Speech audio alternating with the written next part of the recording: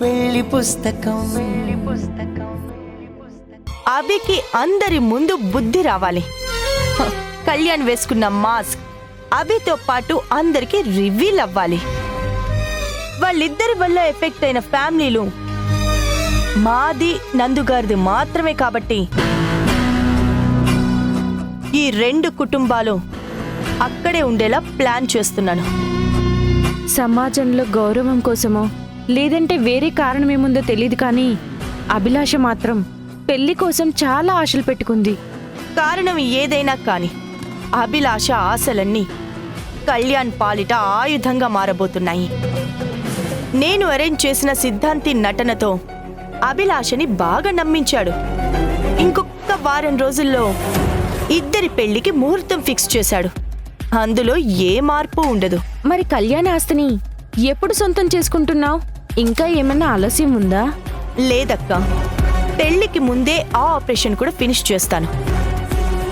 నా కుటుంబం అనుభవించిన మానసిక క్షోభకి ప్రతీకారం తీర్చుకునే రోజు ఎంతో దూరంలో లేదు.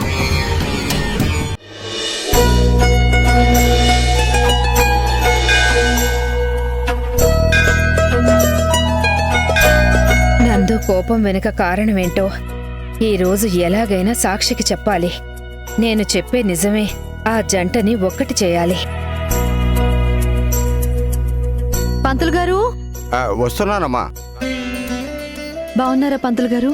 బాగున్నానమ్మా. మీరంతా కలిసి ఆ రోజు నేను చెప్పింది ఈ కుటుంబం గురించే పంతులు గారు. మా సిద్ధు కోసమే నేను ఇక్కడి నుంచి వెళ్ళాను. ఇప్పుడు మా సిద్ధుని తీసుకుని స్వామివారి దర్శనానికి వచ్చాను. ఆ అమ్మ ఎవరో కాదు, ఇదిగో మీ గుళ్ళో పనిచేసిన సాక్షినే, మా అమ్మ. ఏనా మా నాన్న. నీకు పెళ్లి కూడా అయిందా అమ్మా? అవును పంతులు గారు, నేనే దగ్గరుండి చేశాను. ఈ రోజు కలిసి స్వామివారి దర్శనానికి రావడం చాలా సంతోషంగా ఉంది. అలా చేస్తేనే కదా మా అమ్మ పప్ప కలిసి ఉంటారు. ఒక జంటని శాస్త్రోక్తంగా తాళితో ముడి పెడతారు. కానీ నువ్వు మీ అమ్మా నాన్నలని కంటికి రెపలా కాపాడుకోవడానికి ఒకటి చేశావన్నమాట. పంతులు గారు, ఇదిగోండి పూజ చేయండి. అలాగేనమ్మా. శుక్లాం వరదరం విష్ణు శశివర్ణం చతుర్భుజం ప్రసన్నవదం జయ సర్వవిఘ్నం.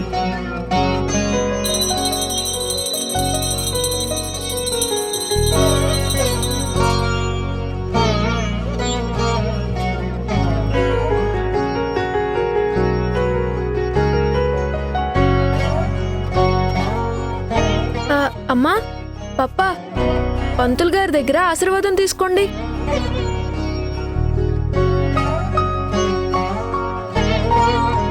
ఏంటో పంతులు గారు, పేరుకు నాకు పేరెంట్సే గాని అన్నీ నేనే చెప్పాలి. ఆశీర్వాదం తీసుకోండి.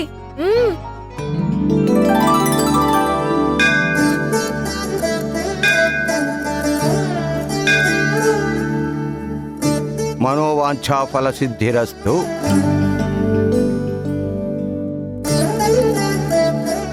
అమ్మా సాక్షి, ఇదిగోనమ్మా ప్రసాదం.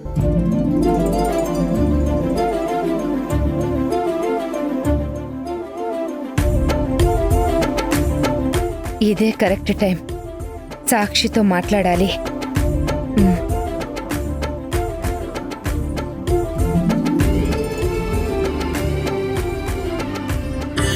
అమ్మ సాక్షి, నీతో కాస్త మాట్లాడాలి. ఇలా రామ్మా.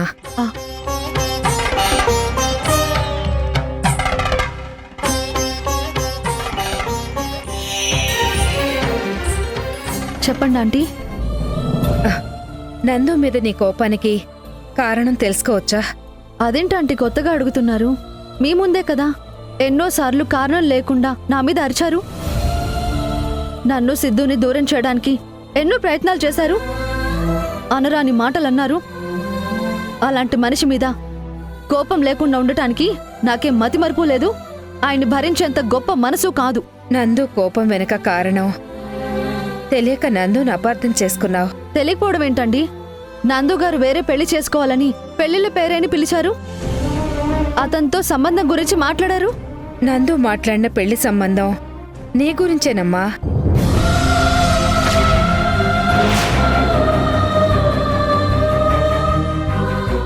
తన వల్ల కాని తన కొడుకు వల్ల కాని నీ జీవితం అర్ధాంతరంగా ఆగిపోకూడదని కావాలనే నీతో శత్రుత్వం పెంచుకున్నాడు.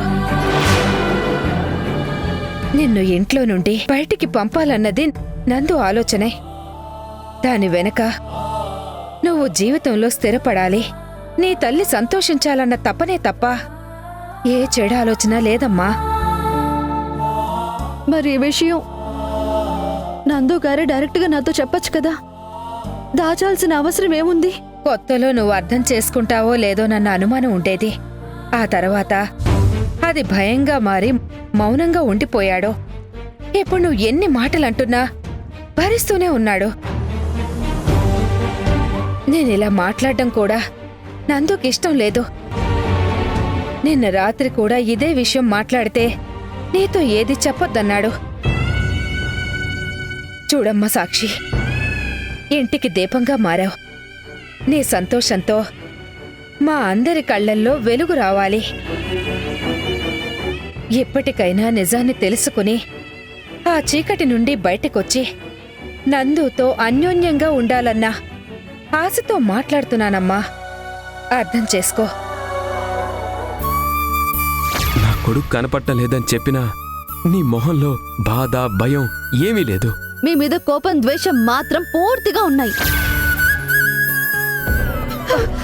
అమ్మ సాక్షి, తప్పు చేశానండి, క్షమించరాని నేరం చేశాను. ఒక మంచి మనసుని అర్థం చేసుకోలేక నానా మాటలతో చాలా బాధ పెట్టాను. ఇప్పుడే ఆయనతో మాట్లాడతాను. చేసిన తప్పులకి ఆయన కాళ్ళ మీద పడి క్షమాపణ అడుగుతాను.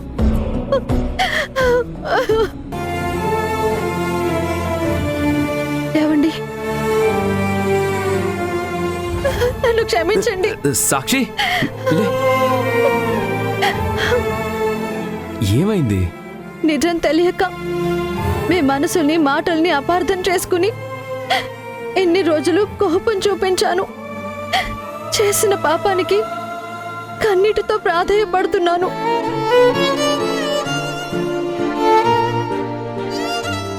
ఇంకెప్పుడు మిమ్మల్ని బాధ పెట్టను. ఒక భార్యగా మిమ్మల్ని అర్థం చేసుకుంటాను.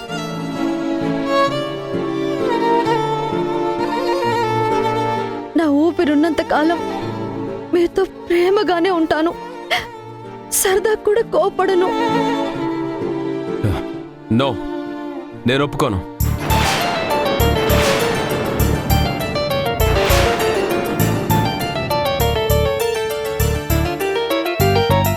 టీచర్ గారికి కోపమే అందం. నేను సిద్ధు క్రమశిక్షణతో ఉండాలంటే అప్పుడప్పుడు కోపం చూపించాలి సాక్షి మేడం.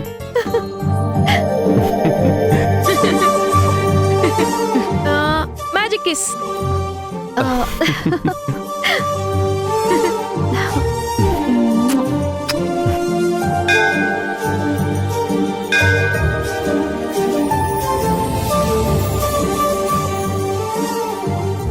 స్వామివారి ఆశీర్వాదంతో జరగబోయే సంఘటనని ఊహలో చూశాను.